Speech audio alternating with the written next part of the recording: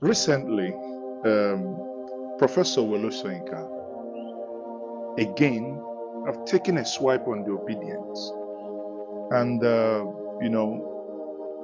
many have said that it has become an unbecoming exercise by him. What's your take on this one? Well,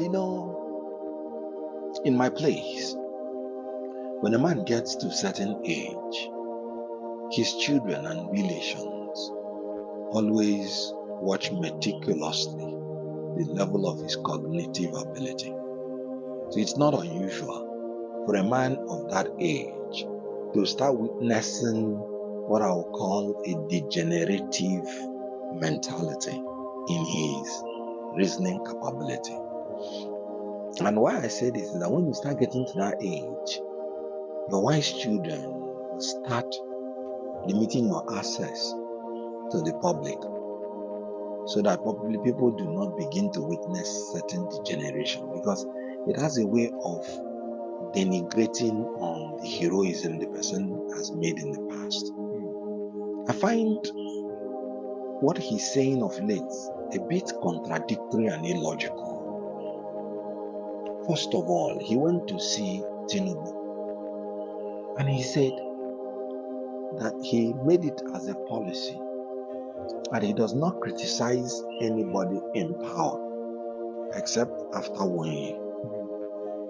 It is only a man in power that his competence is an issue, not a man that is not in power. A private citizen like you, his competence is not in issue. In law, It's not in question. good. In law, the first thing you do when you want to address any legal issue is to identify the issue. So he's talking about competence, and then he's relating it to a man whose competence is not in issue because the man is not in power. And the man that his competence is in issue, you say no, you don't want to talk about such a man till after 1 year. But you're making it your busybody to talk about a man who is not in power, and you're talking about competence. I find it a bit illogical and completely out of the way. In law, if you miss the issue, every other thing you're arguing goes to no issue. That is number one.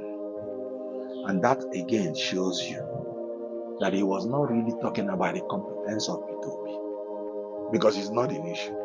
He has a lot of ethnic and, pecuniary and personal interests while he's talking about him. You don't expect a man who openly said that somebody is going to finance his supply of rice to Africa and who helped him to equip his house with furniture. That is personal and pecuniary interest. You don't expect him to be objective when he's analyzing the competence of that man in power, which you refuse to analyze. And then he's talking about a man who is not in power and he's talking about competence. He just wants to rope it in. Then, thirdly, he was saying about the competence of P2B, assuming without considering that the competence is even an issue. And then he's basing the competence of P2B on the actions of people that are operating independent of the exercise of the will of P2B. I give you an example. I am an actor. I have a lot of die-hard fans that will defend me anyway, no matter what I do, because they are personally attached to me. I don't even know them. Does it make any sense for somebody to say, I am not competent to act because of the actions of my die-hard fans, whom I do not even know? No, it is really ridiculous.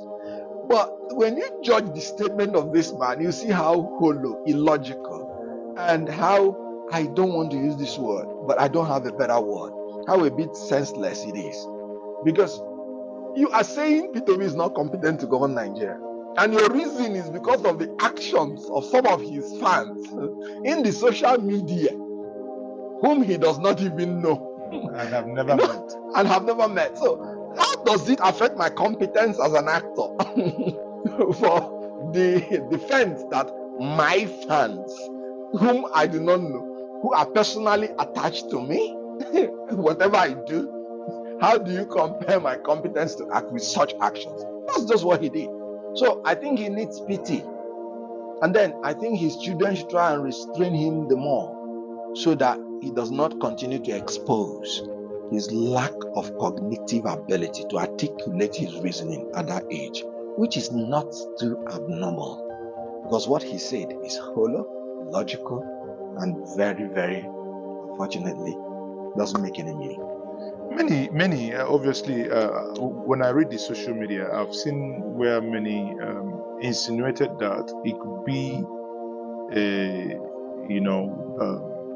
a strategy to distract and, consistently impugn on the person of Peter Obi, whom he has found time to keep attacking. That it is a strategy by those who he ought or whom he is defending against 2027. Do you see any merit in that idea? I rather see a sorry state. I am rather disappointed. Wole Soyinka is not a politician. It is bad enough that a politician is talking about the next election within the 1 year of an incumbent. It's not even done anyway. You have to wait at least 2 years, even in America, before you utter the next election. So it's bad enough that a politician is talking about the next election. That's why we say politicians who are poor-rated, like most of our politicians, they think about the next election. But statesmen think about the next generation. A Wole Soyinka, who is not even a politician, ought to be a statesman thinking about the next generation. He has acknowledged that his own generation is a wasted generation. So what he should be concentrating now is thinking about the next generation. So he's concentrating on impugning the competence of Peter Obi on empty foundation. Shows that he has degenerated to a level less than the ordinary poor politician who is thinking about the next election. So I will advise him, he's not a politician. He has not said he's struggling for any post. Let him insulate himself from the manwavering intrigues of politics so that he doesn't throw himself to the mud. You should leave Peter Obi alone. Let me also point out that Peter Obi is not 100% exonerated from this. Because when he went to him, Professor Wole Soyinka said he was conciliatory. What are you conciliatory about? In something you did not do or something you did? Now, after that conciliatory move, Wole Soyinka upped the attack and said he's Bajue. I don't know what Bajue is. He upped the attack and now said he's not competent. You know why?